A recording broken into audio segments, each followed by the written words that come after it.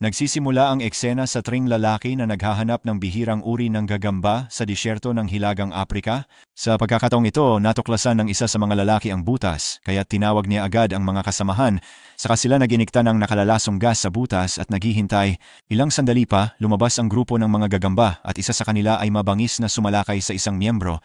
Nanunuyo ang lalaki sa sakit, ngunit pinapabayaan siya ng mga kaibigan at patuloy sa paghuli ng insekto. Sa pagsasama ng maraming uri hanggang around 70 maaari, isang miyembro ng grupo ay lumapit sa lalaking naghihirap at pinatay siya gamit ang machete upang mawala na ang kanyang paghihirap.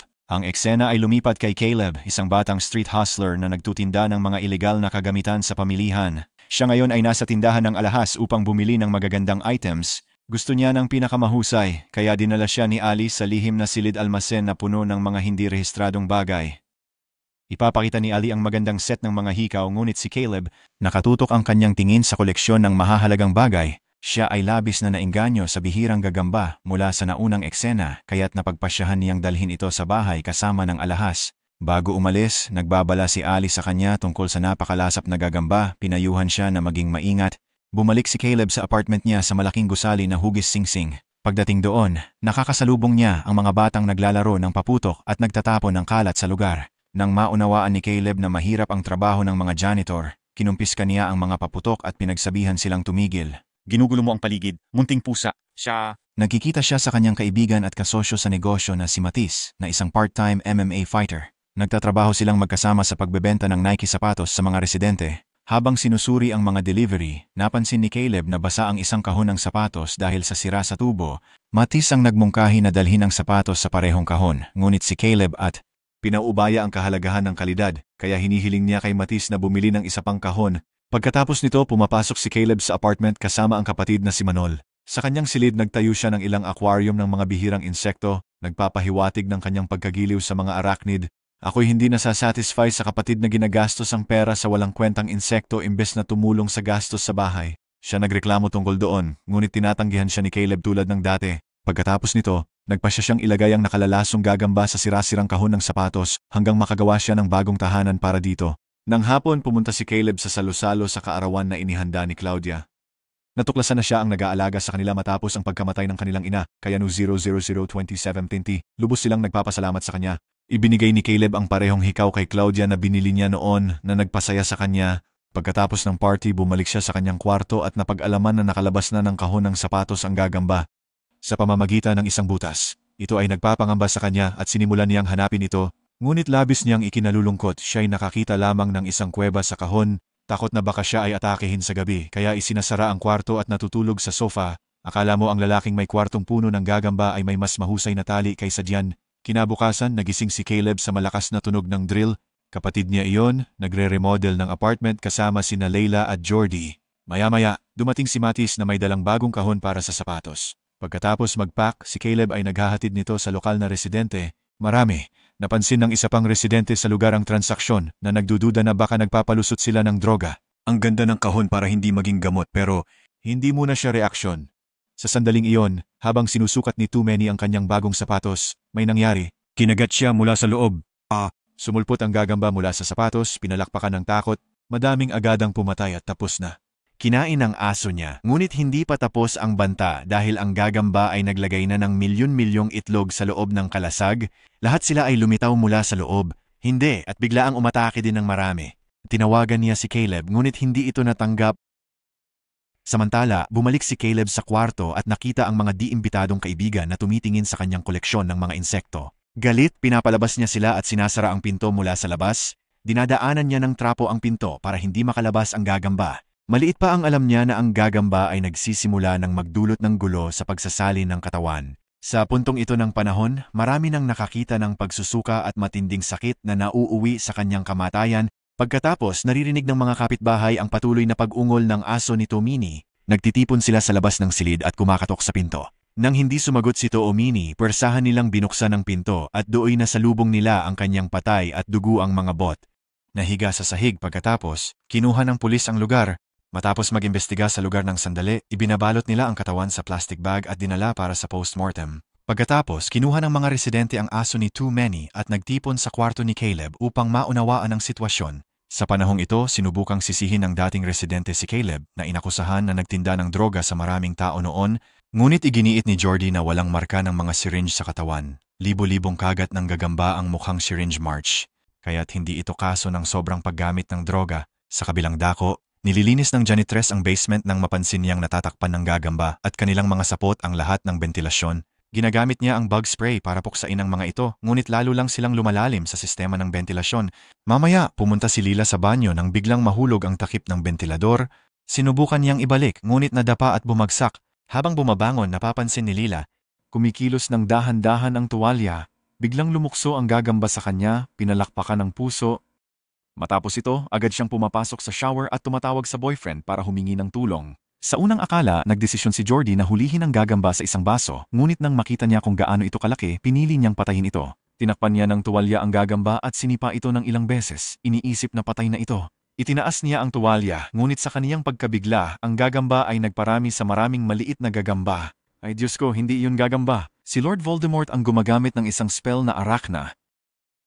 Sa kaagad na isara ang banyo mula sa labas at tumakas. Matapos ang pangyayari, lahat ay lumilingon kay Caleb, humihingi ng katotohanan. Naniniwala silang siya ang may pananagutan sa lahat ng kaguluhan. Walang ibang magagawa, wakas ay inamin niya na bumili siya ng isang maliit na gagamba na tumakas mula sa kanyang kahon, iniwan lamang ang kuweba. Si Jordy ay maingat na sinuri ang kahon.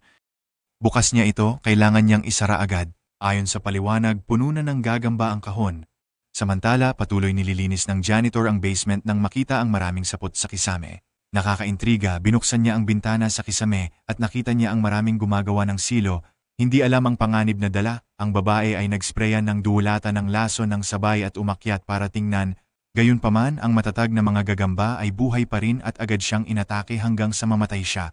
Sa apartment ni Caleb, iminungkahi ni Jordy na kailangang lumikas at i-report ang issue sa mga awtoridad. Lahat ay sumasang-ayon. Ngunit bago umalis, nagpasya sina Caleb at Matis na ipaalam sa iba pang kapitbahay. Ang dalawa ay pumunta sa pintuan para magbabala tungkol sa panganib, habang ang iba ay naghihintay sa kwarto ni Caleb. Gayunpaman nabigo ang pagsisikap nila, walang sumasagot sa kanila. Natagpuan nila ang kwarto ni Claudia, nakita ang bukas na pinto.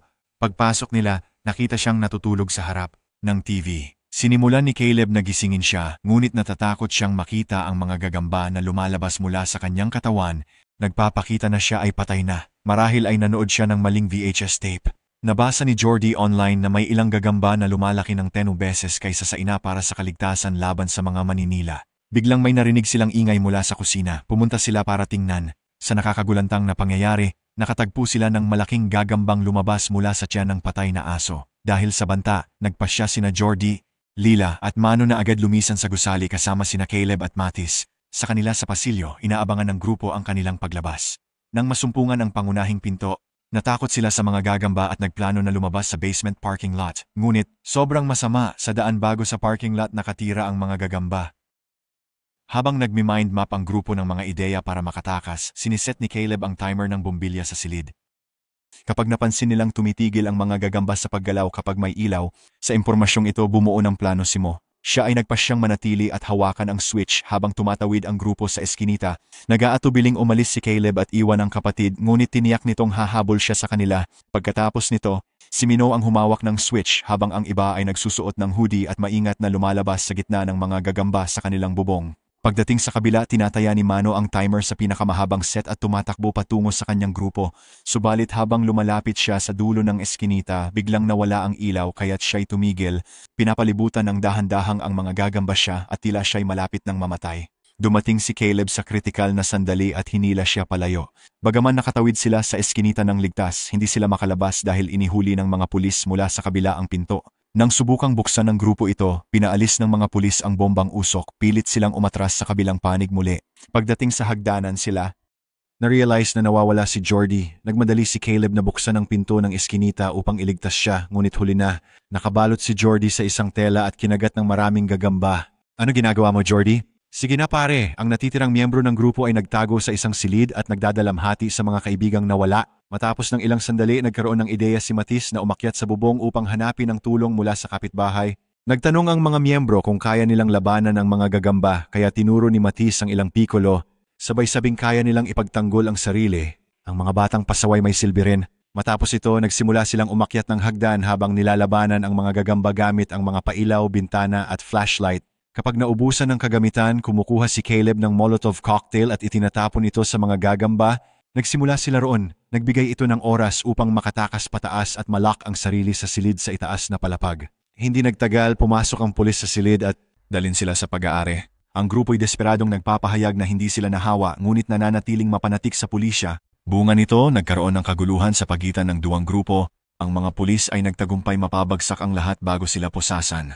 Sa huli nang makabawi sila ng malay, natagpuan nila ang kanilang sarili sa parking lot kung saan nagtitipon ang mga pulis ng bangkay ng gagamba na pinatay ng lason. Sa gitna nito napansin ni Caleb na ang kagat ni Matis ng gagamba ay unti-unting lumalala ang impeksyon.